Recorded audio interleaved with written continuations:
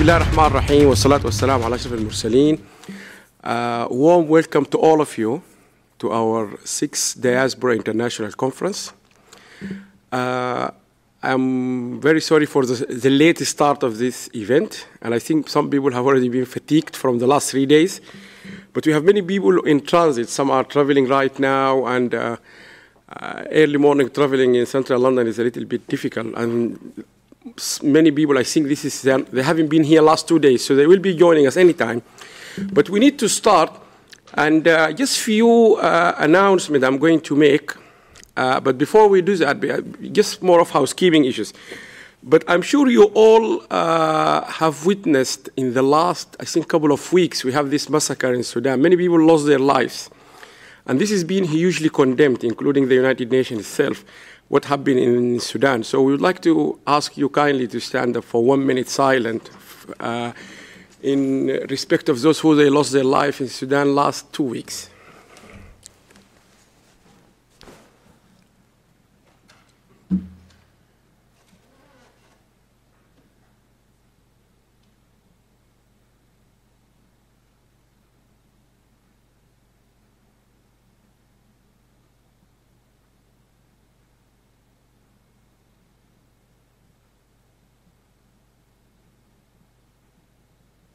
Thank you very much. Thank you. You may be seated. I will give you a very, very, very brief background. So I'm sure we have tremendous, huge speakers here. We're all looking forward to listen to them. But just a very, very brief history of this conference. This idea of the role of the diaspora in helping countries where they originally came from came out in 2007. 6 and 7, and then we explored this idea with UNESCO, and the concept is very simple. Those who are from Africa, Middle East, Caribbean, India, wherever they come from, who are currently, or they moved to either in OECD's countries or they are living in another country, and then the second country became they became a dual national of those countries. So, for example, a Sudanese British, a Caribbean, Canadian, whatever it is, or a Lebanese, Australian, they have become, if you like, have two halves. One half is where they originally came from, and the other half is where they lived, and it becomes their country. So all people in this room, they call themselves British, they call themselves Nigerian, they call themselves Sudanese, Egyptian, or Caribbean, whatever that might come. But the concept we introduced to UNESCO and then the European Union, and they like it, is that why not you involve these people in many of the decisions taken by government, particularly in OCDs like our British government, when it comes to countries where those diaspora actually came from. So if you have a distinguished professor at that time like Soni Nawanka, who was a Nigerian, one of the first professor to write about marketing in Africa was a Nigerian professor. He's now back in Nigeria. We said, why not you involve these people in decision-making, in supporting countries, not just Nigeria, but African countries. So the idea was liked, and we started this conference in 2009, was in Brighton, hosted by the University of Sussex. And from that time, we start mobilizing lots of expertise, particularly in the medical field. In this country, I think the largest number of medical doctors came from either India or Sudan. Sudan, I think, is number 1 in the UK, according to the government statistic, in the number of overseas doctors working in this country. So we said they can be a great agent of change and development in their own countries.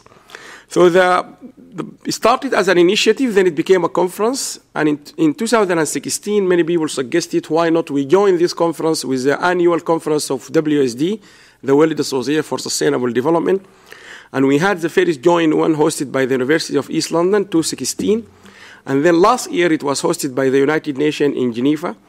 And the United Nations, in their opening statement, they actually endorse and they like the idea where diaspora come together to work and discuss how they can help countries back home without any political, if you like, affiliation or any political interest, just the development.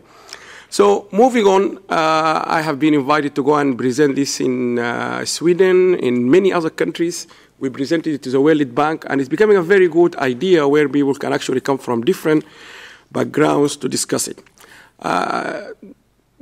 Most of the time, we have lots of Sudanese presence, and this indigenously understanding, because at that time in UNESCO, the one who was leading science and technology was originally a Sudanese diaspora.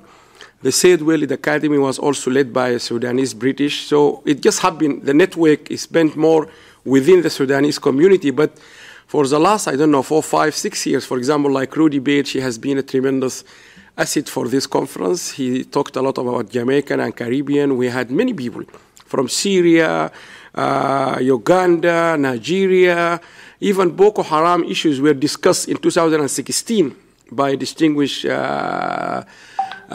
presenter from Nigeria, how people in the diaspora can help to prevent these things happening. So I don't want to take too much of your time, but there is lots of material on the website, and I'm very glad the British government in the last 2-3 years, they have been approaching us at the diaspora to tell and help in what should be done and how people can actually, because people understand the culture much better. I am going to stop here because I think you're all looking forward to these great speakers.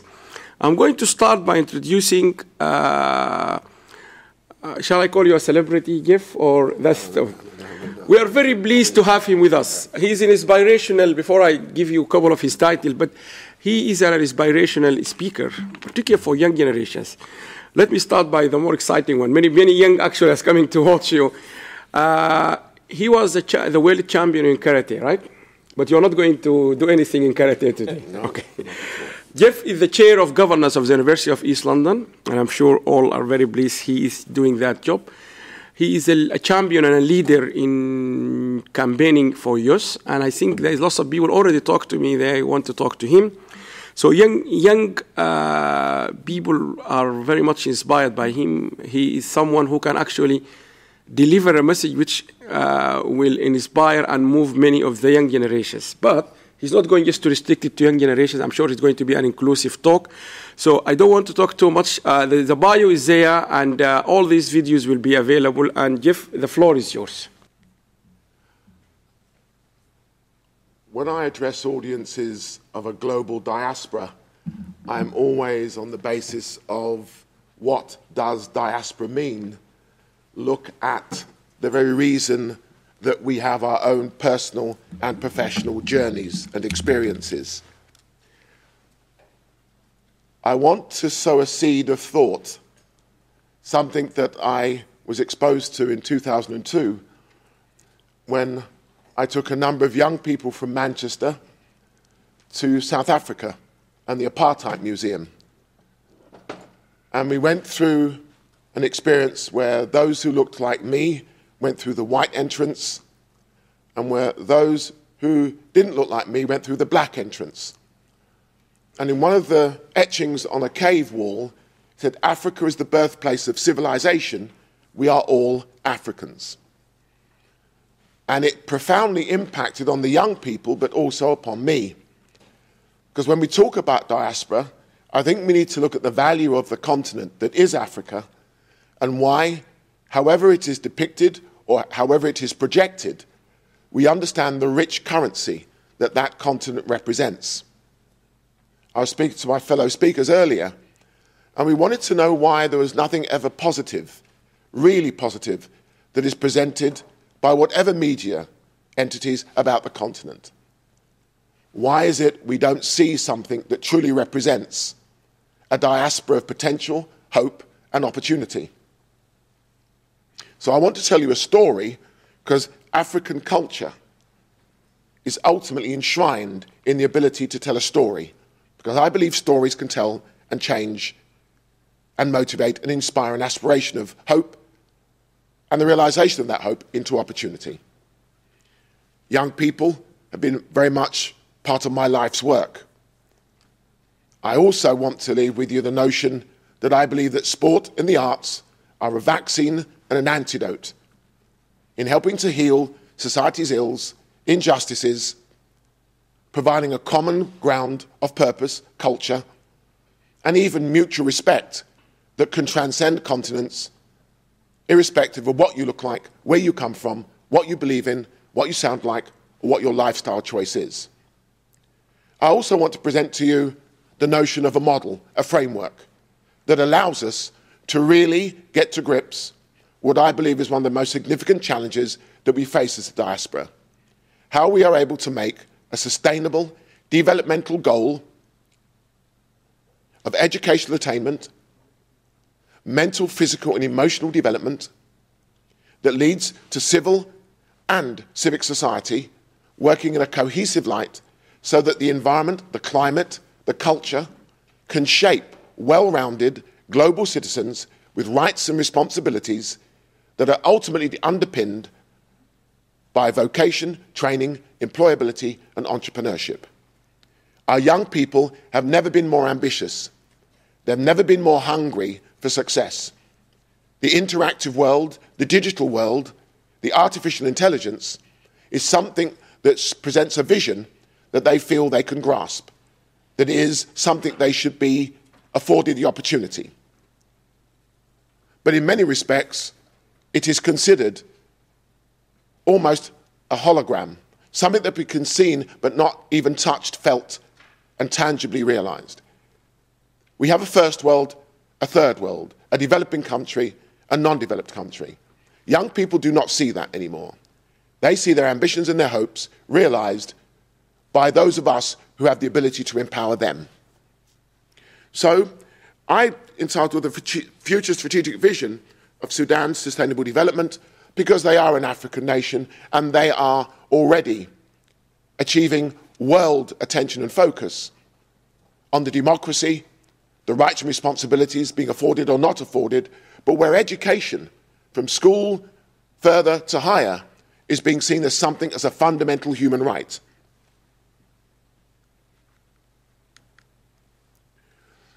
When I started to look at the Sudanese Future Conference, I always scope and see where the diaspora can aim to fit in. And I talk around these images because we visualize much, but in realizing what we then process in our minds, something I say to most young people is 99% of fitness is between your ears. That brain power is immense. Thereby, there is nothing you cannot achieve once your God-given gifts are given a chance to shine. So in all of that, in all setting the context and the framework of everything that we would need to look at, these are things that are readily available with 2 clicks of your mobile phones. It's amazing how Google have scanned every single book that we use in the world, and all the information supplementary is available to us. It has never been a greater time to have knowledge that empowers us. But how much of that power, then, if denied, does not see a disaffection, a disillusionment, or disadvantage lead to unrest, revolt, and revolution? We also need to remember that revolution is the most powerful form of democracy. It means all other approaches have failed, and it is the last option of making feelings felt. How we then embrace and learn from that becomes part of the human condition and experience.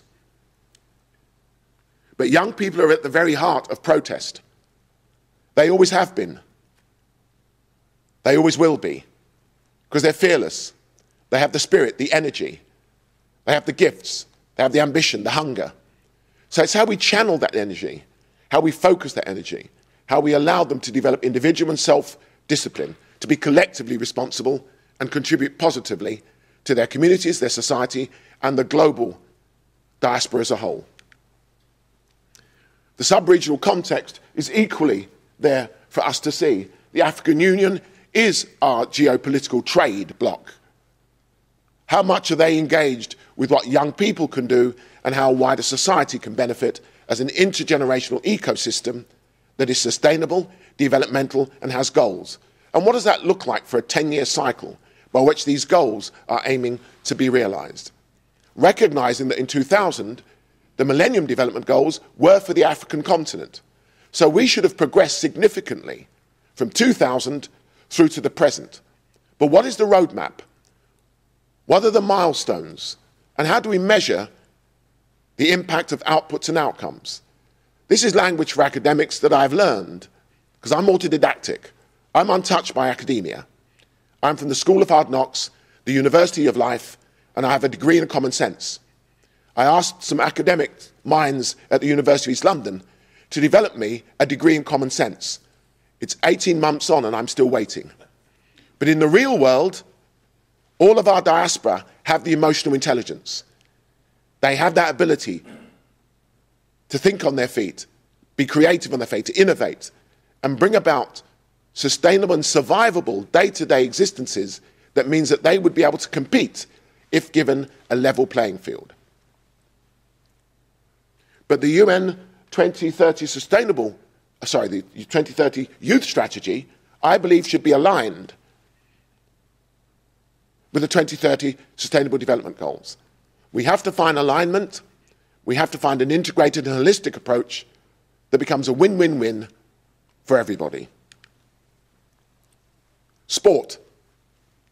Leo Deng, South Sudan, NBA All-Star team, currently plays for the Cleveland Cavaliers. He's an inspiration to not only Sudanese young people, but young people globally who follow that sport. He's part of the human raw potential of the continent that transcends through sport my philosophy and belief that he becomes a symbol. He becomes an aspiration of hope and opportunity.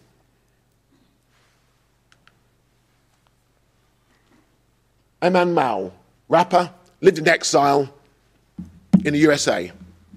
It's always important to remember that talent will always be attracted to the so-called developed societies to make a social, cultural and economic impact.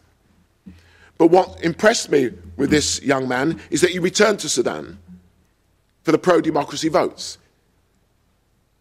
Rap is an art form. It's an expression of the streets, as all musical genres happen to reflect. Like graffiti art, it's a landscape of urban experience and has been used for many, many centuries in depicting to those who, I'm told, could not read, but could visually depict what was happening in their lives. But his words can perform, can influence, can shape. They take us from the classroom, the playground, beyond the school gate, from a campus to beyond the campus. And they are transcendent. These are the things that engage our young people, and we have to know how to use them in order to bring them into a 21st century conscious place.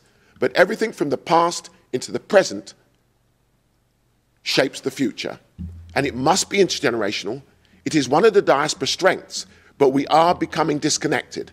And we do need to reclaim that spiritual, mental, physical, and emotional intelligence that can then be applied to intellect and start making an impact within the continent and beyond.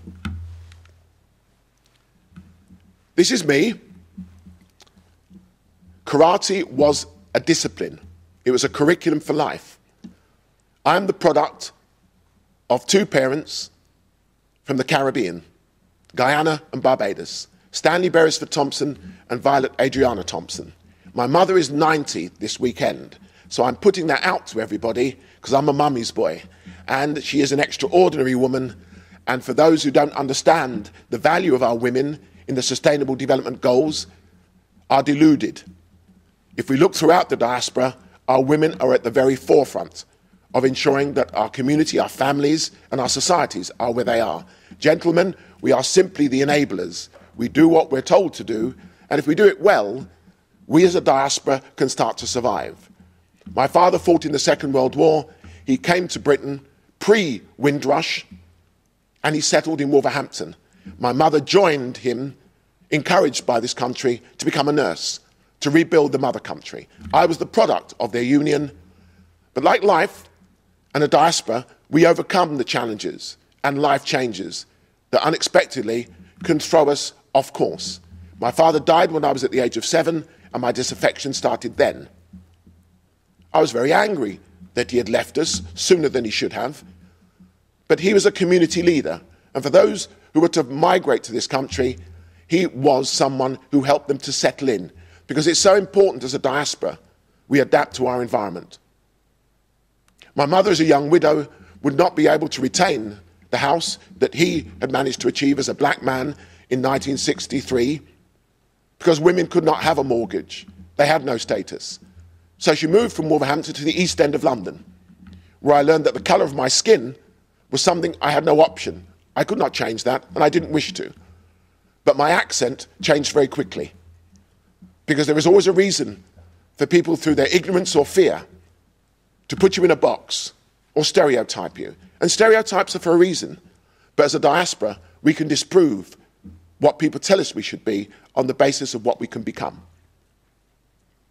My mother worked in a factory where she had to take a weapon to go to the toilet. I remember she said, I would have possibly not been standing here talking to you today, because in her pram there were some young teddy boys who didn't like the look of her or what was in the pram. But it was another citizen of the diaspora who pulled a knife, and he protected my mother and me. Now, I don't know about weapon crime, and we have an issue here, but I know his intention was to protect himself and to protect those of the diaspora that he represented and who represented him. So I would ask the question, why did he need to carry the knife? Why was the society that he was asked to be part of and help rebuild and grow seeing him having to have a weapon rather than the gifts and tools he was to contribute? So I had a disaffected childhood of anger, but my mother had a strong Christian belief and faith. Her tough love, along with my sister, saw us start Vice Cooperative. So I never had holidays, I always worked. We worked for the Jewish community in the East End.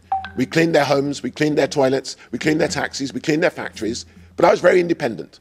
I was making £1 a week, and my mother taught me to negotiate for anything I wished. So that independence, that entrepreneurship that is part of our DNA, part of our existence and survival as a diaspora, became what I would ultimately seek as my independent edge, that emotional armour, whereas I would never think I was any better or any worse than anybody. But there was the National Front in the East End of London, because the world is always full of intolerances. So you had to learn to defend yourself. So I didn't choose a knife, I chose my hands, my feet, my mind, my body, and a Japanese martial art saved me. It gave me self-discipline, a local leisure centre where I believed sport and the arts are a fundamental human right of a well-rounded global citizen.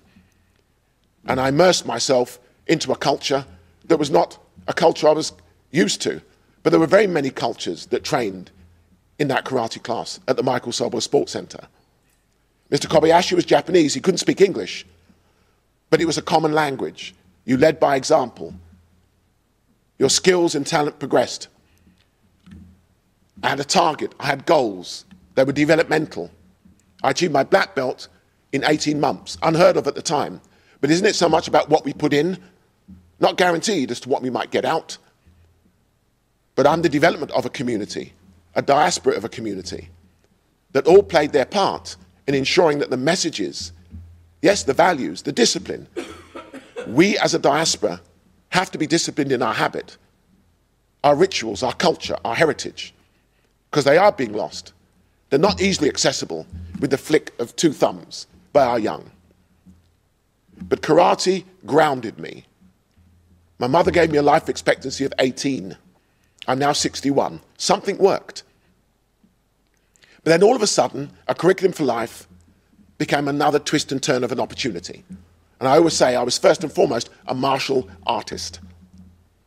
Sport and the arts, but sport was to happen when I least expected to discover it. The journey was a rapid one, and sport broadened my mind. It took me all over the world. I achieved those 5 gold medals, but in the 80s, there were riots in the communities that I came from. Gold medals give you currency in this country, as in most countries. And I was able, as I'd led a British team, to then speak to the then Prime Minister Margaret Thatcher. 6 Prime Ministers on and 30 years in public life, I have advocated, campaigned, lobbied the value, the impact, and the currency of sport and the arts as a social, culture and economic vehicle of change. Britain has a very, very,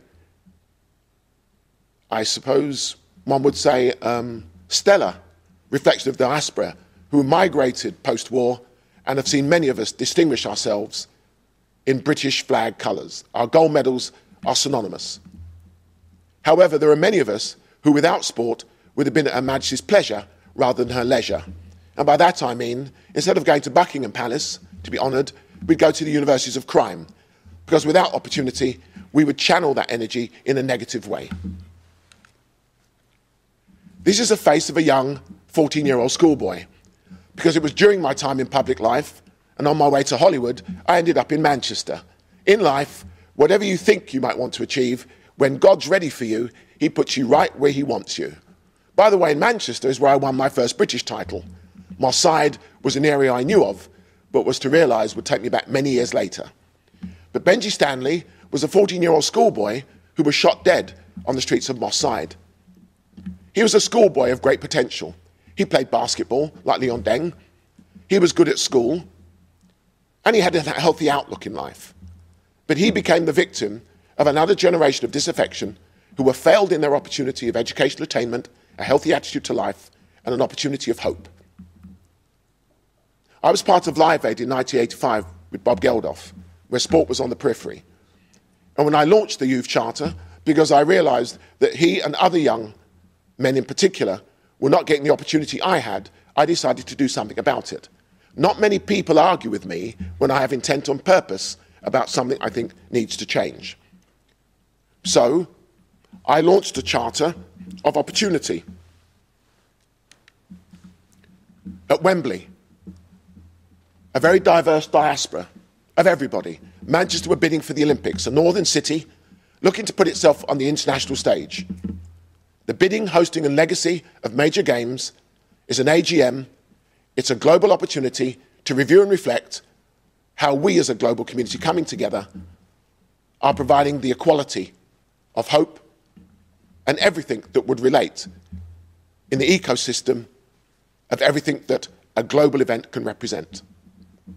The FIFA Women's World Cup is the latest example. The Cricket World Cup here in this country is another example. Next year's Olympics and Paralympics in Tokyo will be another example. The All Africa Games will be another example. The African Nations Cup will be another example, soon to happen. These are all opportunities, I believe, for sport development for peace. But the scroll was launched with a charter of hope that sport would provide an opportunity for young people to develop in life. I'm the only face in that crowd, but you will, on the basis if you Google them, see many who have achieved much for Britain in sporting achievement and in sporting impact. But we came together as sportsmen and women because we could have influence. We could attract attention to a cause. In the UN, there are many sporting ambassadors or UN goodwill ambassadors who promote the UN work, the development goals. But where are the ambassadors for the Sustainable Development Goals? Because I don't see them. And I think at times, we all have our foundations, we have our causes that's resulted from the Sport Development for Peace movement, but how do we bring together the UN family to make the most efficient and effective use of resources? That's the challenge, but it is also an opportunity. What have we achieved? I'll leave that for you to review, reflect, to Google, to research. But what I will say is from the shooting of a 14-year-old schoolboy, a tragedy, a global movement has been inspired. Sport for Development for Peace has resulted from Benji Stanley.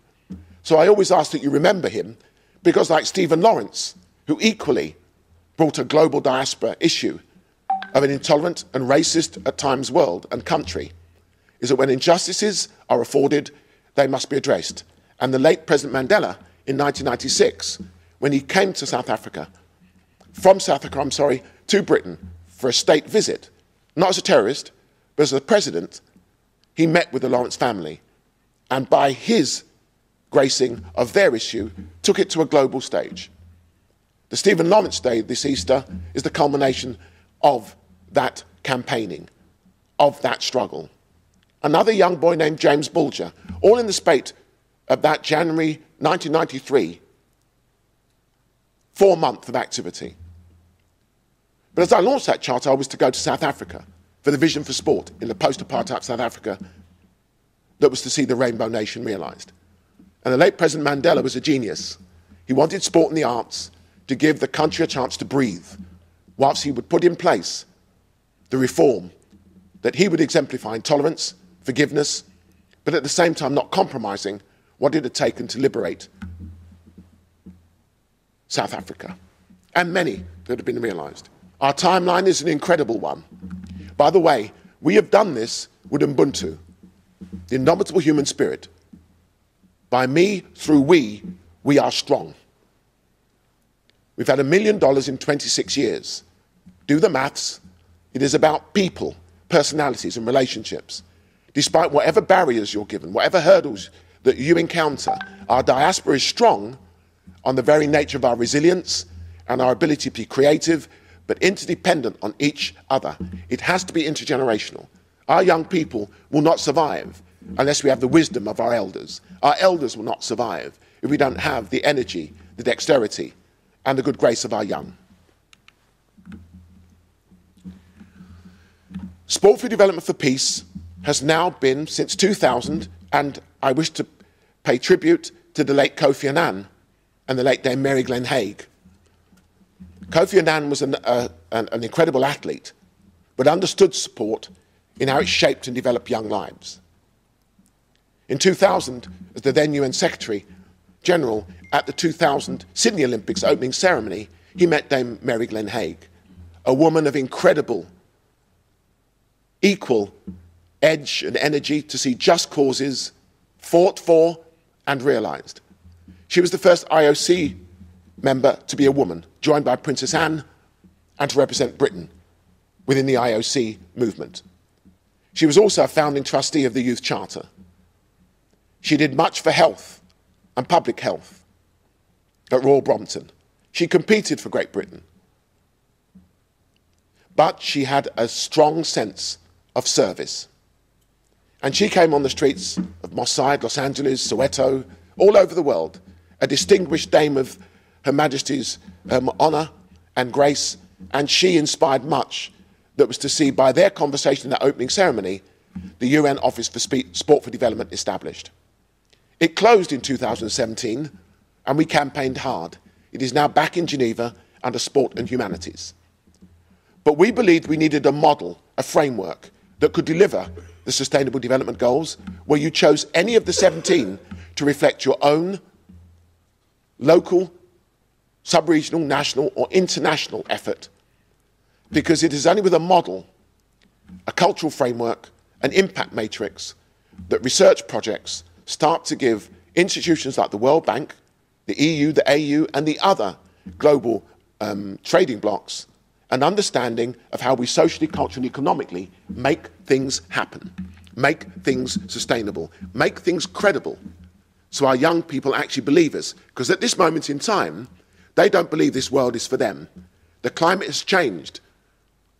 Not only so visible to see what the weather might reflect in the sun that might shine on them, or the chill that might see them cold to what they say should be their rights and responsibilities, but what they believe they will inherit. So we looked at a community campus that would represent a facility, one shack, or a number of facilities, a school being the focal point, the catalyst, that would give them somewhere to go, something to do, and someone to show them. The something to do would be sport, art, culture, and digital, because that's how we engage them with the Youth Charter. We equip them with the mental, physical, and emotional resilience, and then we empower them with the aspiration of further higher education, employability, and entrepreneurship. There must be a socio-economic end destination, or else it's false hope.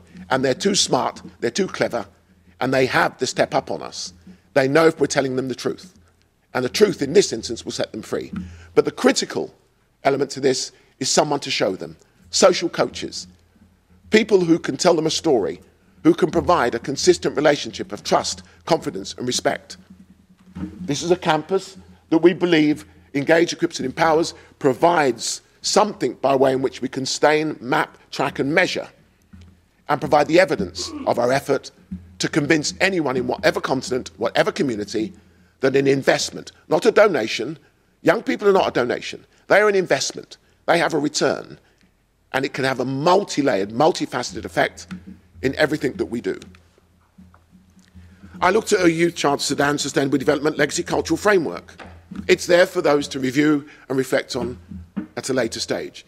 But it already shows that what we can do locally can be scaled up globally. Then we take a geopolitical look at it, and it isn't an issue of money. I believe there's more than enough money in this world. It's how we use money for a diaspora in a continent that must start to play its part at the top table. Whenever there's a G8 or a G9, or depending, Africa comes at the end of the discussions. Why can't they be at the beginning of the discussions? Why can't we bring our raw and human wealth and currency to that beginning of the discussion and take it to the end point? And how do we review? Where's the annual review of what we do, of where we are? Where does that happen? I don't honestly know. But I think we should be challenging ourselves to ask and seek that to be the case. The Social Coach Leadership Programme, I said, was the critical facet for me. Most young people believe the world moves too fast and the wisdom and knowledge that our elders provide are not intergenerationally inspiring them, that what they expect still has to be earned. The secret of success is hard work. Arrive early, finish late. I tell all of my students that at the University of East London. 135 plus cultures, so many different languages, but one common aim, to be empowered by education. They are of the diaspora. They have higher education aspirations. But they have student fees now. And I believe that education is an absolutely fundamental human right. Even in the diaspora countries, young children are expected to pay. The UN Global Education Programme, therefore, should be the first sustainable development goal that emancipates and empowers our young.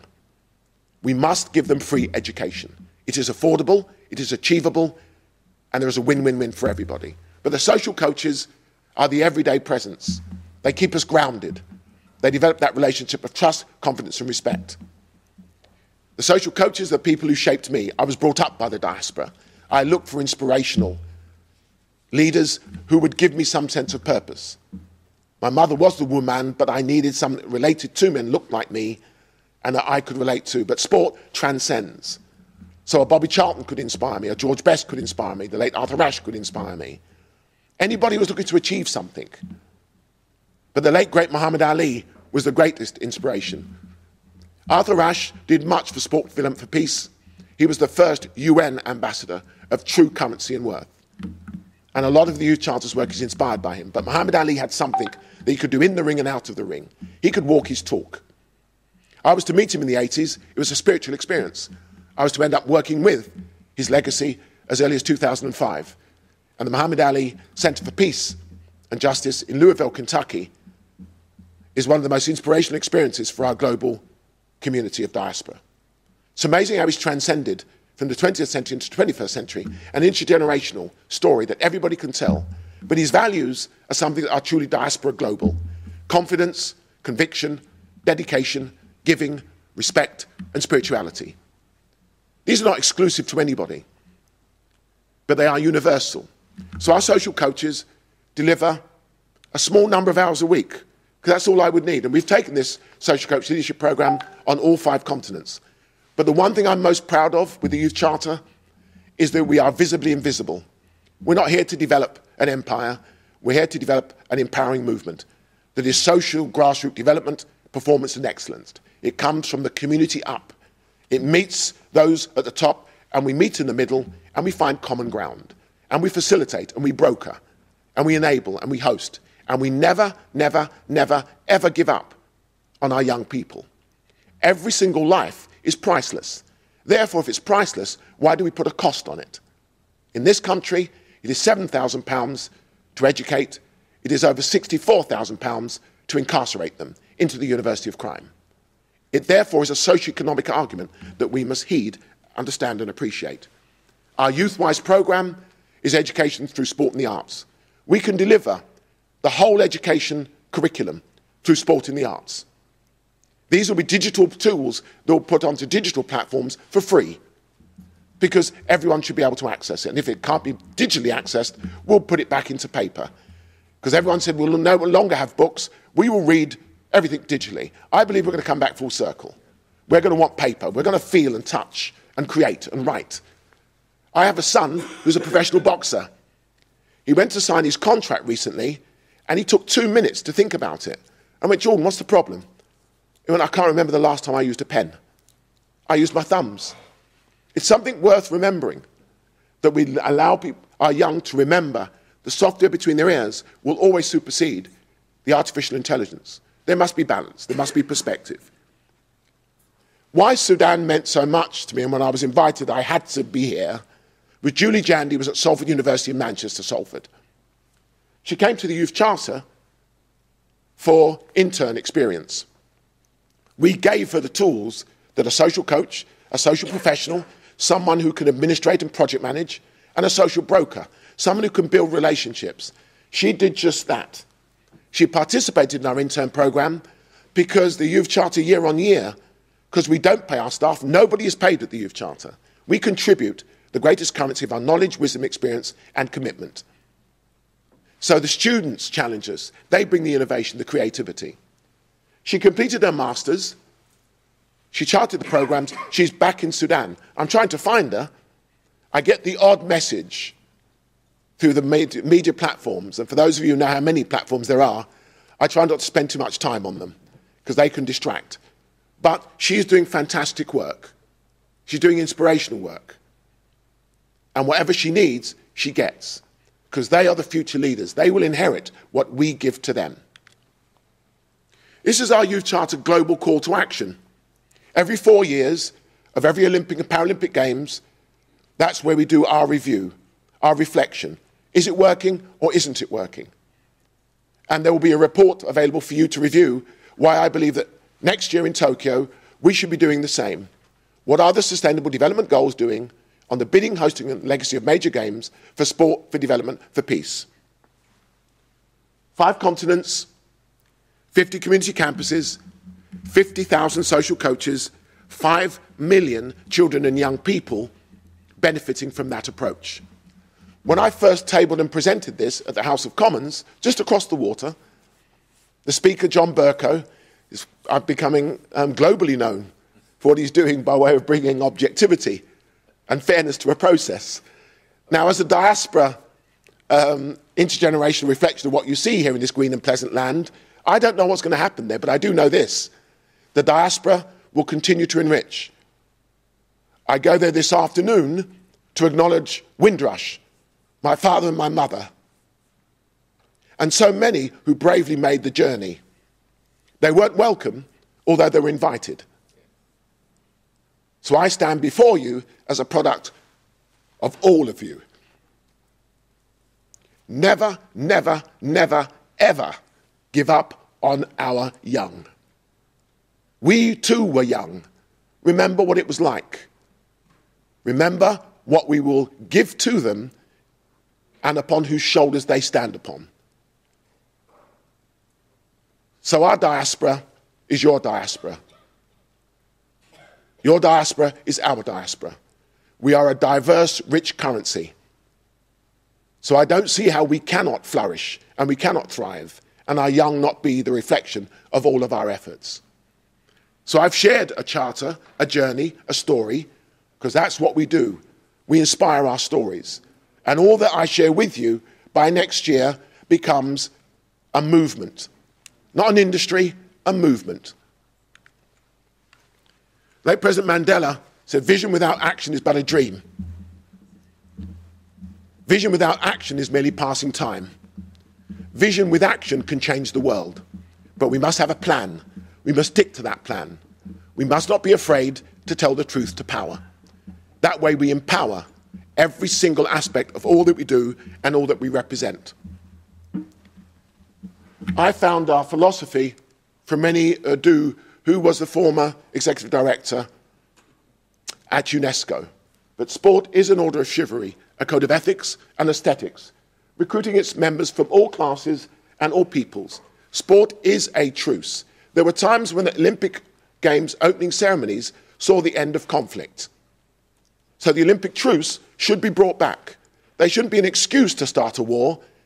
They should be a time where we just stop and reflect as a global community why in an era of antagonism and conflicts, it is the respite of the gods that sees fair competition end in respect and friendship. Sport is education, the truest form of education, because if you cannot read, write or count, you are not emancipated. You are still mentally enslaved, and that is a fundamental wrong.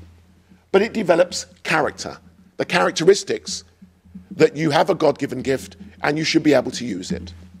But sport is culture, the truest form of culture, because it enhances life and most importantly does so for those who have the least opportunity to feast on it. We are losing lives in this country. We are losing lives in every country. I stand before you as a potential endangered species. We have a right to save our diaspora and ensure that we can have something years from now that will reflect all that you have the eyes to see and the ears to hear. I rest with the 3 words that my mother taught me: please, thank you, and sorry. If you use those words well, if you mean them, all will be well with you. Peace.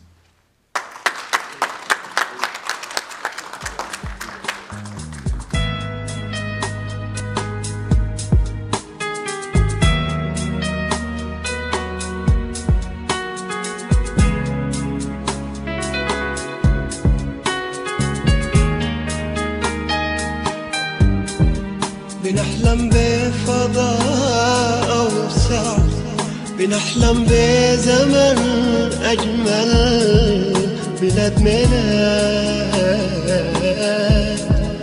بلاد ميلاد.